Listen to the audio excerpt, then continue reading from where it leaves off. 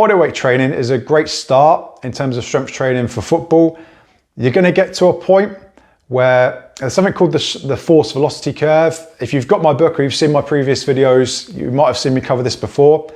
So we've got our maximal strength at the top, which is where the speed of the movement is slower, but we're having to produce greater force because we're using or pushing against a high resistance. And then at the bottom of the curve, we've got our speed velocity based work where the movement is quicker, it's sharper, but the loads we're working against are minimal. Might just be body weight, or it might even be assisted. So for example, if I was jumping with the assistance of a band, that would be less than my body weight. So we've got to think about that full spectrum. And if I'm only using bodyweight exercises, I won't be able to train that full spectrum.